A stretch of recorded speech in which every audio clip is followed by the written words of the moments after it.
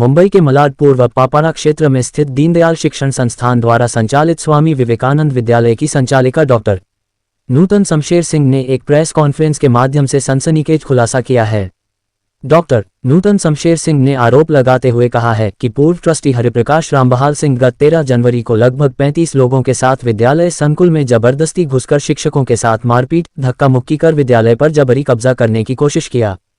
स्वामी विवेकानंद विद्यालय की संचालिका डॉक्टर नूतन शमशेर सिंह एवं वहां ड्यूटी पर उपस्थित शिक्षकों ने पुलिस कंट्रोल में फोन कर इसकी सूचना दिया। कुरार पुलिस मौके पर पहुंचकर हंगामा कर रहे सब लोगों को पुलिस स्टेशन लेकर गई, लेकिन वहां पर उल्टे स्वामी विवेकानंद विद्यालय की संचालिका डॉक्टर नूतन शमशेर सिंह, श्रीमती अलका सिंह, श्रीमती गागी दुबे और पत्रकार दीनानाथ तिवारी पर ट्रेस पास मारपीट का मामला संगीता रमाने की शिकायत पर F9.003125 के अंतर्गत दर्ज किया गया है। देर शाम 7 बजे स्वामी विवेकानंद विद्यालय की संचालिका डॉक्टर नूतन शमशेर सिंह की शिकायत पर फ नंबर 003225 के अंतर्गत हरिप्रकाश रामबहाल सिंह, अजय जयप्रकाश सिंह, राधना अमरेंद्र सिंह, रविंद्र प्रताप सिंह सहित 13 लोगों के खिलाफ विभिन्न धाराओं के तहत आपराधिक मामला दर्ज किया गया है। कुरार पुलिस के उपनिरीक्षक रविंद्र जगताप की भूमिका इस मामले में काफी संदेहजनक बताते हुए स्वामी विवेकानंद विद्यालय की संचालिका डॉक्टर नूतन शमशेर सिंह ने महाराष्ट्र के मुख्यमंत्री देवेंद्र फडणवीस एवं वरिष्ठ पुलिस अधिकारियों को पत्र लिखकर इस केस की निष्पक्ष जांच और दोषियों पर कड़ी कार्रवाई की मांग किया है, क्योंकि हरिप्रकाश रामबहाल सिंह उत्तर प्रदेश में मनरेगा विभाग में जेई पद पर कार्यरत है और मुंबई में हुई घटना में वह सीसीटीवी के कैमरा में कैद हुए हैं। मैं दीनदयाल शिक्षण संस्थान में ट्रस्टी भी हूँ और इंग्लिश सेकेंडरी सेक्शन में एज अ प्रिंसिपल हूँ। 13 जनवरी की जो घटना हुई है, अप्रिय घटना हुई है हमारे स्कूल में, वह लगभग 11:30 बजे, जब सभी हमारे टीचर्स, हम सभी ऑन ड्यूटी थे, तब ये घटना हुई है। लगभग हरिप्रकाश सिंह, जयप्रकाश सिंह, अजय जयप्रकाश सिंह, राधना अमरेंद्र सिंह, उदय प्रताप अमर बहादुर सिंह, इन सभी के साथ 30 से 35 लोग अचानक एक साथ as a mob, as a group में हमारे प्रीमाइसेस में इंटर किए हैं और डायरेक्ट ऑफिस में घुसने की कोशिश की। अब उसके पीछे उनका इंटेंशन कब्जे का तो था ही उनका कि स्कूल पे कब्जा किया जाए, लेकिन वो मारते पीटते धक्का मुक्की करते हुए वो अंदर घुसे हैं, जो कि काफ़ी दुखद है, निंदनीय है। दूसरी चीज़, उन्होंने ये सब सीन क्रिएट किया। हमारी महिला जो HM है, महिला टीचर है, मैं खुद हूँ, हमारी प्यून है, उनको काफ़ी चोटें भी आई उस समय और बहुत कुछ गलत तरीके से हुआ उनके साथ, जिसकी हमने सूचना तुरंत पुलिस में की, रिपोर्ट की। मैंने 100 डायल किया। मैंने कुछ देर पहले अभी बताया कि बात ऐसी हो गई कि 100 डायल कीजिए और अपने ऊपर FIR कराइए। बात 100 मैंने ही डायल किया और FIR भी मुझ पे हुई। हम गए पुलिस स्टेशन और मैंने इस घटना में ये FIR की कॉपी है, ये FIR की कॉपी है जिन पर FIR किया गया। उसमें श्री हरिप्रकाश सिंह, अजय जयप्रकाश सिंह, श्रीमती राधना अमरेंद्र सिंह, रविंद्र प्रताप सिंह, जयप्रकाश सिंह, श्रीमती पूजा संदीप सिंह, अनिल राजनारायण सिंह, राम बहादुर गजराज सिंह, कौशल कुमार हरिजन, अनिश सिंह, उदय प्रताप अमर बहादुर सिंह, संगीता रमाणे, अनिल विश्वकर्मा और 10 से 15 जो कि अननोन। उसमें से जब हमने पुलिस को फुटेज दिखाया तो पुलिस ने खुद फाइंड आउट किया कि इनके ऊपर तो काफ़ी गंभीर आरोप लगे हैं। हमें उनका नाम भी नहीं पता था, वो पुलिस ने आइडेंटिफाई किया उनको। तो ऐसे लोगों के साथ, और जैसे कि मैंने कहा कि उन्होंने अपने बच्चों तक को नहीं छोड़ा, अपने जो सिखाए हुए बच्चे थे उनको भी इस घटना में इन्वॉल्व किया, परंतु एज अ मैनेजमेंट मैंने उन बच्चों का कहीं पे भी नाम नहीं दिया है। मैम, ये लोग जो इंटर किए थे स्कूल में गैर कानूनी ढंग से किया, तो क्या उन पे ट्रेसपासिंग का मामला दर्ज हुआ? यस, उन पे मैं आपको धाराएं BNS की बता देती हूँ।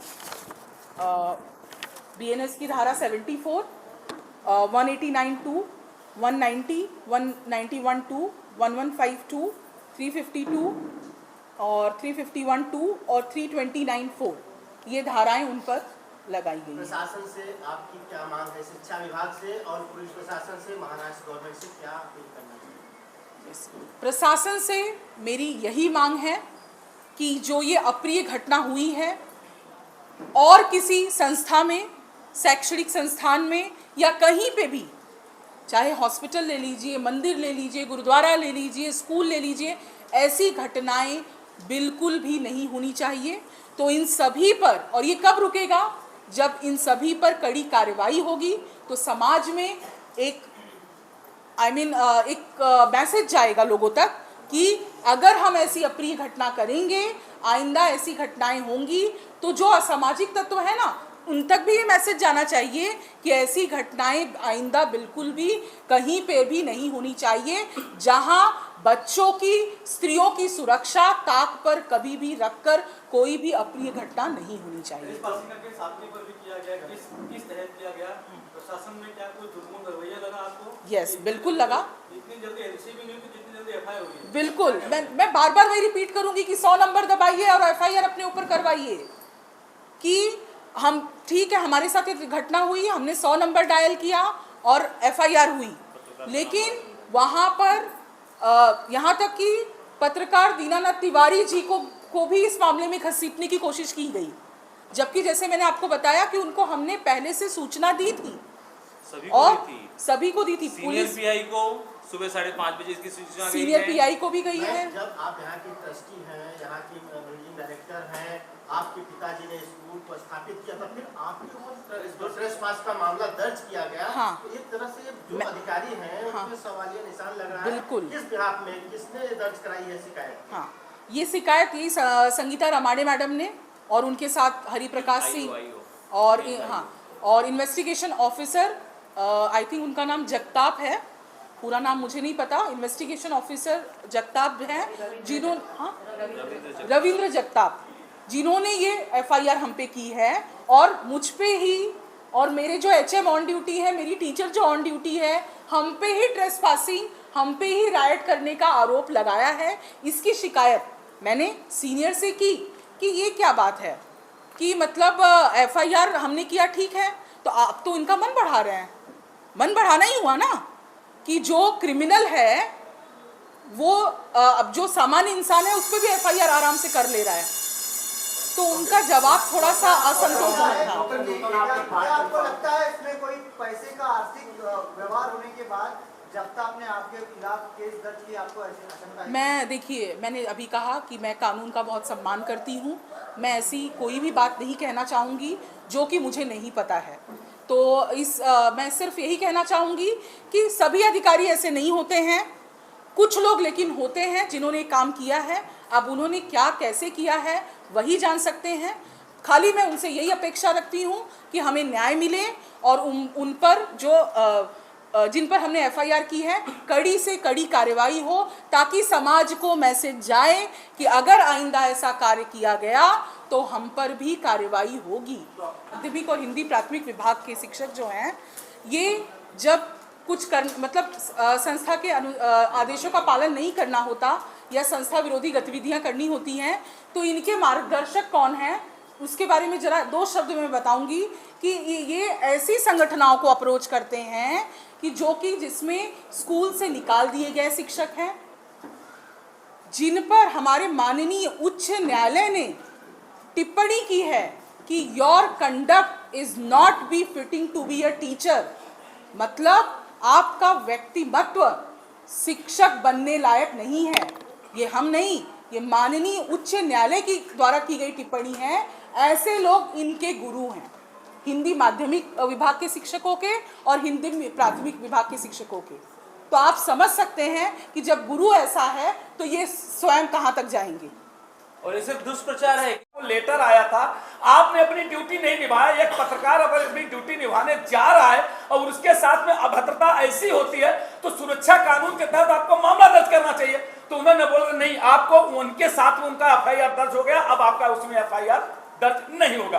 तो मेरी आप लोगों से विनती है कि ये सुरक्षा कायदा कानून जो पत्रकारों के लिए सरकार बनाई है, 2019 में महाराष्ट्र में बनी है, 2022 में लोकसभा में पास हुआ है, उसका ये गलत उपयोग कर रहे हैं। पत्रकारों को इस तरह दबाने की कोशिश, जैसे कि पिछले दिनों कई पत्रकारों को सताने का, परेशान करने का कोशिश किया गया। एक पत्रकार को यहाँ पे रहने वाले उस पत्रकार के साथ में इतनी अभद्रता की गई है कि जिससे अच्छे लोग सिगड़ गए हैं। आज पुलिस प्रशासन, मुझे पीड़ा होती है, दुख होता है कि ये पब्लिक को जब पत्रकार के साथ में ऐसा करती है तो आम पब्लिक के साथ में क्या कर सकती है। मुझे ये चीज की बहुत पीड़ा है। मैं आप लोगों से यही मांग करता हूं कि अगर मेरे खिलाफ जो एलिगेशन लगाए गए या जिस तरह से मेरा नाम अगर डाले गए हैं, अगर उसको डिस्चार्ज नहीं किया गया, आप अपने पत्रकार बंधुओं के साथ मिलकर के मैं धरना प्रदर्शन करूंगा और उसके बाद अगर नहीं होता मैं कोर्ट का दरवाजा खटखटाऊंगा। यही से मैं आप लोगों से न्याय की अपेक्षा करता हूं।